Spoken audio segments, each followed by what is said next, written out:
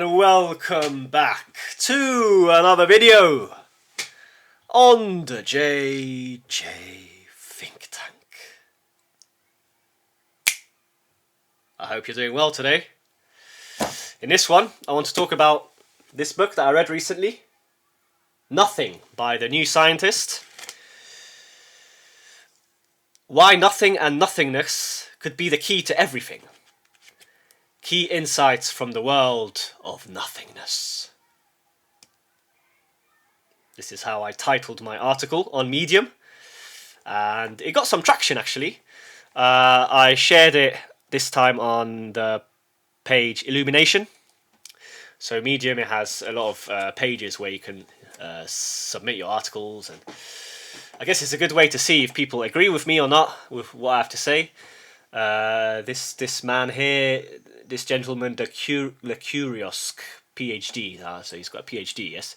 He agreed with me. Well, I guess he liked the article because he gave some claps. So I guess it's interesting. Yes, interesting to see that people, agree with what's going on, and not with what's going on, but agree with perhaps this interpretation of reality. Yes. So nothingness. Yes, nothingness. What is nothingness? I mean, I don't know. No one knows really. All of these physicists and scientists, they're trying to discover, yes, what is taking place in black holes, yes, because black holes have still not been kind of deciphered. They haven't been the workings of the black hole. Haven't been discovered. I just repeated myself there, but from what I understand, at the level of the black hole, mathematics starts to break down. I mean, the laws of physics start to break down. I mean, everything starts to change. Yes, perhaps in the future, the scientists and the physicists, etc., they might discover perhaps exactly what's going on in these black holes. But yes, it's interesting, isn't it? It really is interesting. I mean, just now a thought came into my mind that apparently also there are kind of mini black holes everywhere in our universe. Obviously, of course, we have a black hole at the center of our galaxy, I believe, or something like this. Or the fact perhaps that many galaxies are orbiting a massive, supermassive black hole. I've heard such information, and yes, but when we talk about nothing and nothingness, we aren't only talking about black holes, yes, and this book goes into it. Nothing. We can talk about nothing in various ways, yes. So, for example, I didn't include this in my article, but they mention anesthetics, yes? So when you take an anesthetic, you enter the world of nothingness, kind of. You suddenly don't remember anything. You enter this world, and then after the anesthetic stops acting on your brain, you suddenly wake up, and you're back in the real world. So... And one of the scientists, one of the contributors to this book, they talk about the anesthetic and how this is an application of nothingness. It's an application of chemistry to nothingness, yes, to the world of nothing. Because when we take this anesthetic, it acts on a certain region of the brain that makes us just enter this world of nothingness. So. But yes, anyway, now I'd like to go into my article and share some juicy nuggets. So, I love juicy nuggets in here, in this book. And especially at the end, I found a book, not a book, I found an insight that was really relevant to me. And yes, I'll share this at the end. But anyway, let's start. Yes, so everything from human beings to weird low temperature phenomena like liquids that defy gravity stems from the fact that there are two kinds of particles. Those that like to socialize and those that don't. Sounds familiar? Oh, Oh, that is true. That is true. Everything from human beings to weird low temperature phenomena like liquids that defy gravity stems from the fact that there are two kinds of particles. Those that like to socialize and those that don't. Sounds familiar? I'm definitely more on the side of those that don't like to socialize. In general, I just find it boring. I don't know, I just find socializing a bit boring, a bit tedious, a bit mundane. I like to spend time on my own with my dog, reading books, writing these articles, and spreading these insights, yes, to everyone here on YouTube. But obviously, I've socialized a lot in the past, of course. I was lucky. I always had a group of friends. At high school, I had a group of friends. At primary school, I had a couple of friends. At university, I had a couple of friends. And then after university, I socialised a little bit from time to time. But then I just kind of just got bored of it, to be honest. I don't know. But I want to socialise again. I want to find a social group here in Poznan, and maybe things will change. Yes. Well, this was a funny quote. It was kind of near the end of the book. Michael Brooks made this comment. He wrote this. So when we start to speculate on nothingness from a philosophical angle, so many paradoxes start to arise. Like, what is the nature of nothing? How can something come from nothing? Because this is what the Big Bang says, yes, that something came from nothing. That this is what the Big Bang argues, yes, this theory. I don't know. I don't know if I agree with this Big Bang view, with this scientific view of the origin of the universe. I don't know. Maybe it's correct. Maybe not. I don't know. But I'll go into the Big Bang a bit later. I wrote about it. I wrote about it in my article. And yes, so. This book, Nothing by New Scientists, it's a collection of essays. Mainly, the essays are mainly from a scientific standpoint, but there's a lot of philosophical ideas here, a lot of concepts, yes, a lot of information that is kind of philosophical in nature. Really, I guess everything in the end is kind of philosophical. So before I go into the more grand theories, before I share the meta ideas, the grand ideas, I'd like to share a couple of anecdotal pieces of information. So the first is an interesting historical fact to do with the number 0, and how this number it didn't actually come into existence in its own right until 800 AD with the Hindu Arabic 0. And this was then introduced into Europe in 1200 AD via Fibonacci. I believe he was an Italian mathematician. I guess he was. Only then was it acting as a unique placeholder in a number. Yes, because when we have the number 2, for example, and we add 0, suddenly is this a new number? Yes, 20. It's a completely new number arises. So before this wasn't the case. We numbered numbers in a different way. Yes. So this was interesting, and I guess this shows this historical process. It shows how all cultures have an impact on the development of science. Ultimately, yes. Because Europeans didn't invent the number 0. They didn't find the number 0. Yes, Hindu Arabic. Well, I think that the essayist here he argued that it was, I think, first Hindus and then Arabics, or maybe Arabics first or Hindus. I can't remember exactly. I guess we can check this on the internet, but yes. Anyway, moving on. The second cool anecdotal insight. It concerns how in space we can find. Perhaps what I wrote here was incorrect. If someone knows more about the topic, about this issue, the scientific issue, please comment. Yes, but this is how I understood it.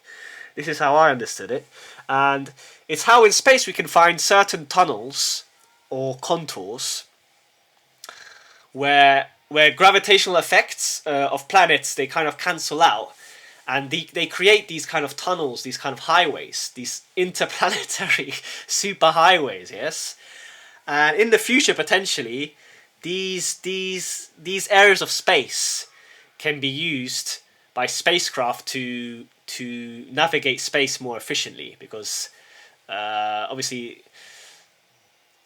this is how I understand the issue. But if gravitational effects aren't really working there, they can just, it's like kind of, it's the same as when we're on like a bouncy castle, and you have this slide on the bouncy castle. You just slide down, yes, without forcing anything. So yes, this was a really cool anecdotal insight, and this description, it created an image in my mind where in space we have these superhighways, and these spacecraft are moving in these superhighways, and then they reach this stable Lagrange point. This is, I don't know what this is. I don't know exactly what this is. I think this is a mathematical concept, geometric point, I think, or something like this. And when they reach this point, this kind of Lagrange point, these spacecraft, they just loop. So that was interesting as well. I really like this idea and this description. Yes, so this has something to do with nothingness, right? Because these tunnels, yes, these tunnels, tubes, contours. It doesn't really matter what word we use here, but it's kind of an area of nothingness. Sorry, it's an area of nothingness where no forces are acting. Yes, so that was interesting. But anyway, now let's go to the more nitty-gritty grand ideas, and yeah. So now I'll return to the Big Bang. So it would be wrong, to talk about nothingness without referring to the Big Bang, and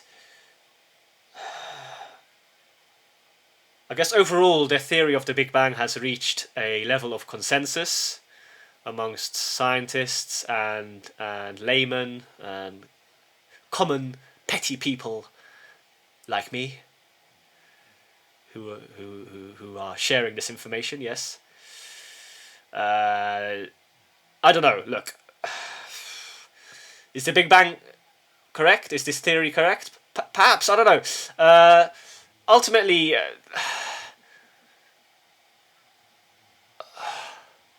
a lot of these theories and ideas, you either believe them or you're not, or you don't. I don't know. I don't know if there is enough evidence to prove the fact that our universe appeared with a Big Bang. I don't know. But this is the theory at the moment. But linked to this theory, as the writer was describing the Big Bang, etc., a key distinction was made. And yes, I've come across this distinction before, because this is a more philosophical idea. This is a theological philosophical idea, and it mentions, well, it talks about the fact that the physical universe came into existence with time and not in time. With time and not in time. So just one preposition changes the meaning completely, right? Because in time suggests that time existed before, yes, before the Big Bang, or that time exists as a separate entity. But with time suggests that time is kind of created by existence, by space, by particles, by the movement of objects, etc. That this creates time, yes, with time. So yes, this suggests that time did not exist before the universe, and this thought was made by Saint Augustine. So I think I've read one work of Saint Augustine's. I think Confessions, maybe. Confessions by Saint Augustine. Here it is. Confessions by Saint Augustine. Saint Augustine. I don't know how to pronounce it correctly, but Saint Augustine. and yes, so he made this argument that time did not exist before the universe. The physical universe came into existence with time. Yes, and I guess this was later confirmed by Einstein. Yes, in his theory of relativity. So.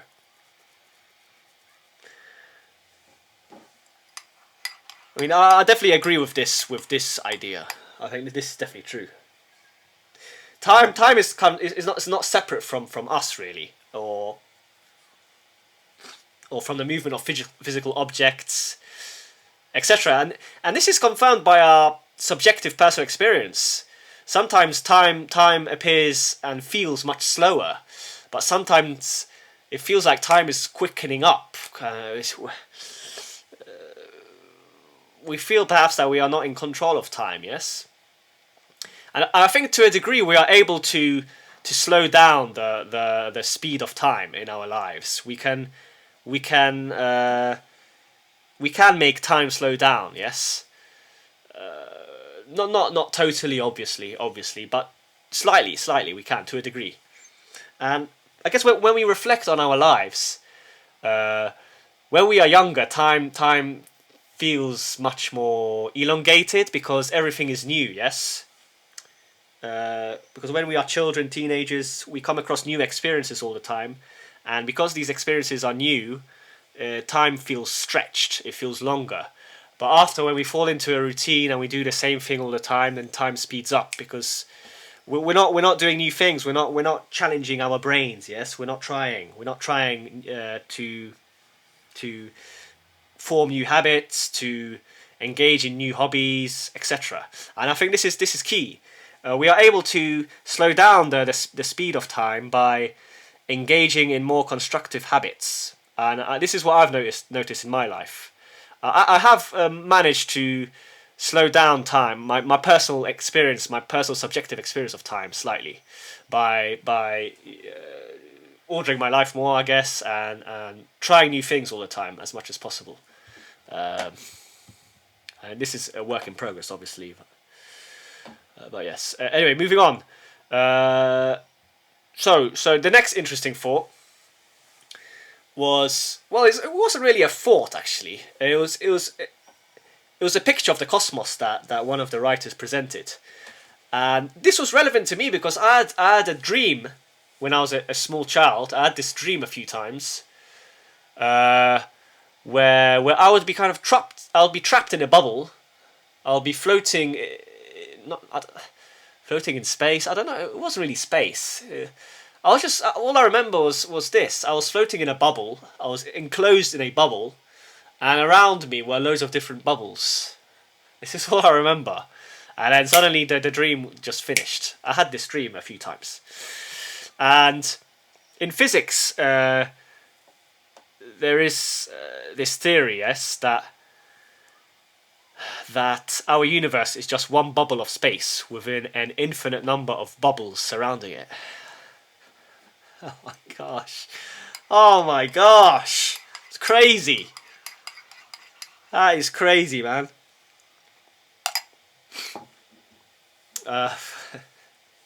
So, yeah, it's an interesting thought. It's a picture, I guess, a picture of the cosmos. And I've come across this description before. I think Michio Kaku he shares this view that our universe is just one bubble of space within an infinite number of bubbles. So yes, and then the scientists argue that each bubble represents a Big Bang and a separate universe. That's interesting. Yeah, interesting. So now, slowly coming to a close. I guess the main way in which scientists are trying to uncover the essence of nothingness and nothing, well, I made a mistake here. What I wrote in my article was this: and nothing, pun intended, is more reminiscent of this than CERN and the goal of creating a perfect vacuum. So I'll read the whole sentence out. Moving on, scientists are constantly trying to uncover the essence of nothingness And nothing is more reminiscent of this than CERN and the goal of creating a perfect vacuum. And yeah, the scientists at CERN, they have been at it for a while. They've been trying to find out the basis, the fundamental groundwork or basis of reality, the fundamental particles that make up reality. But the more they try, the further it gets away from them, I guess. I mean, ultimately, I think they're trying to create a perfect vacuum, but it's not possible to create this perfect vacuum. This is what the scientists argue afterwards. Yes, in this book, because at the quantum level, this vacuum. Sorry, just I might sneeze. No, okay. At the quantum level, this vacuum ether, there's always something that arises. Like particles pop in and out of existence, even at the quantum level. So, according to quantum theory, even a hypothetical perfect vacuum is filled with 0-point energy. So these are the current, I guess, the current speculations. Yes, perhaps because this is an old book, quite an old book. Maybe there's a new theory. I don't know. I'm basing all of my information on what I read.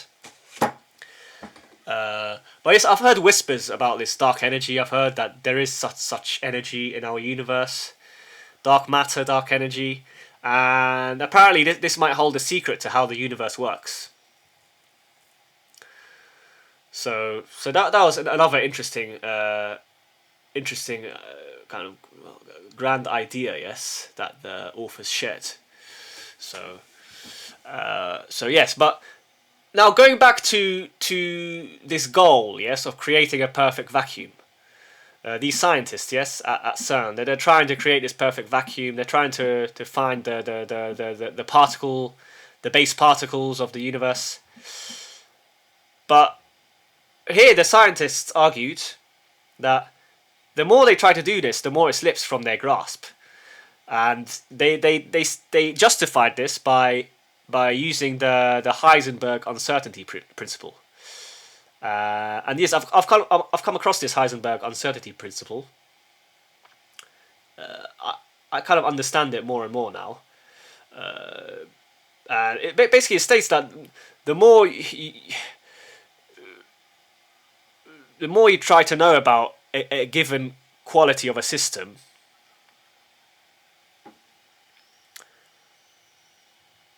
the less you actually know about another quality,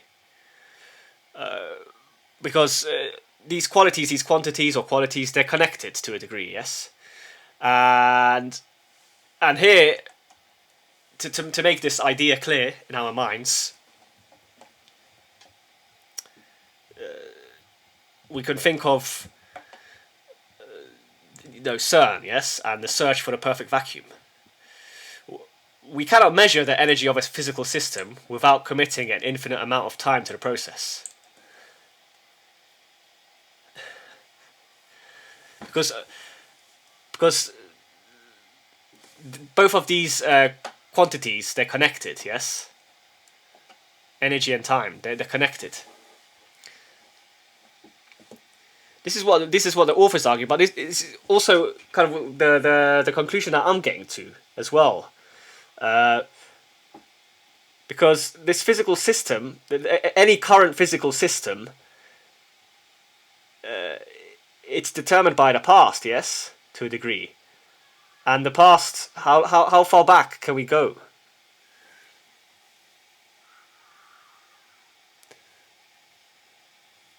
We would need to spend like an infinite amount of time to work it out, right? It's hard to get your brain around this, right? But I'm slowly understanding kind of the problem more and more.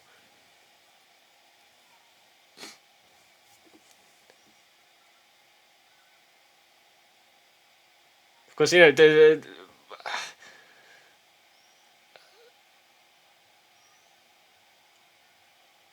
for for any physical system that is currently kind of in place, yes, it was shaped by the past, it's shaped by the future, it's shaped by the present. I mean, when I just said the future, another thought came into my mind about the nature of the future. Does the future already exist?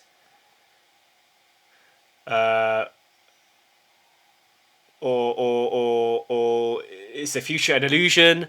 Or is time an illusion? When I start to reflect on this,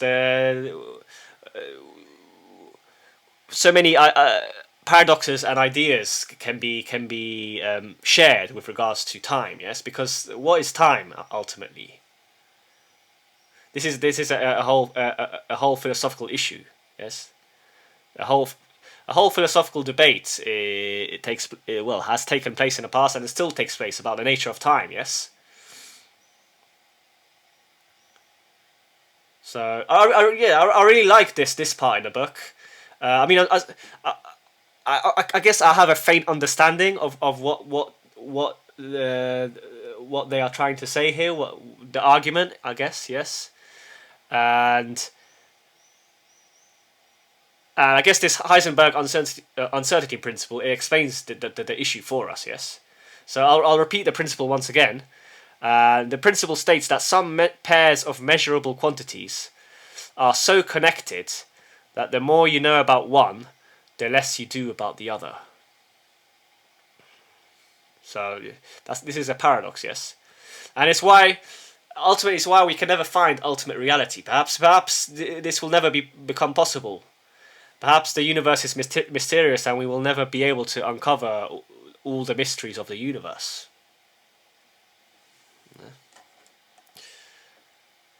But yes, now the last idea, I definitely understand much more because I was in this world, yes, chemistry. So I was obsessed with chemistry as a teenager. I studied chemistry at A level, GCSE. I studied chemistry at home with my dad for a couple of years, or a few years. Together we, I did another exam. Another special exam for chemistry, I remember. And then I studied chemistry, at pharmacy at university for a year. But then I dropped out because I noticed this wasn't my real passion, yes, my real interest, yes. But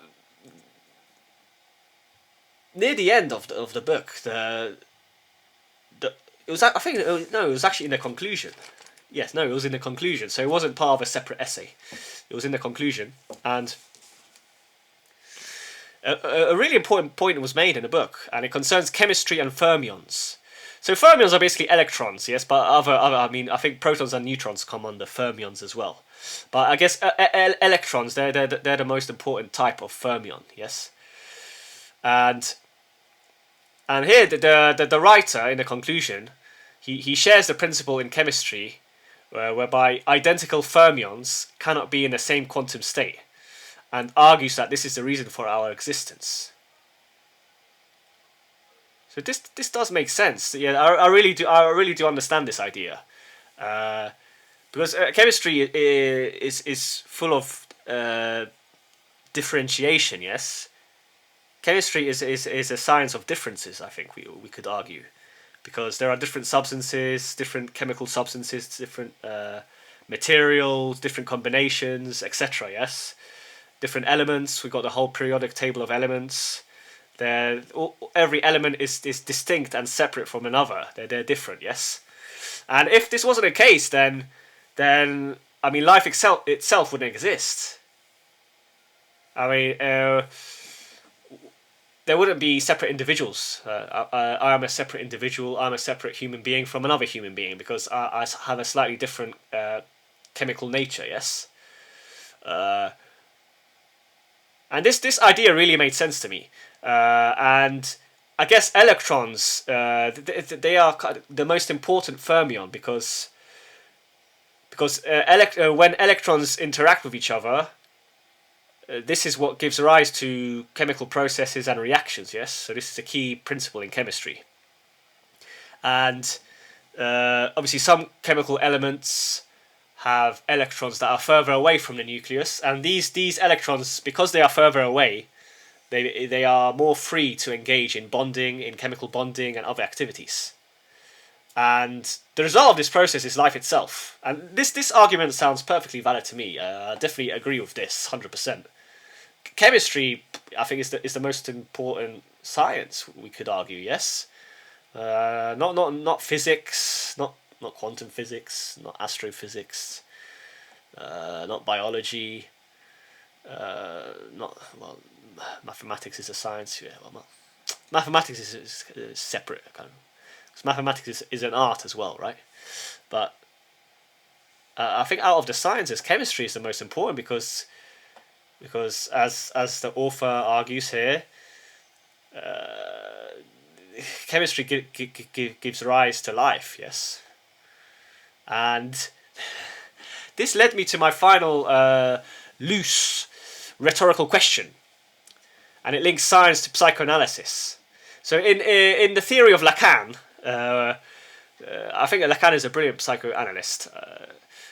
He has these three worlds, yes, the world of the imaginary, the world of the symbolic world, the imaginary world, and the real world, the world of the real.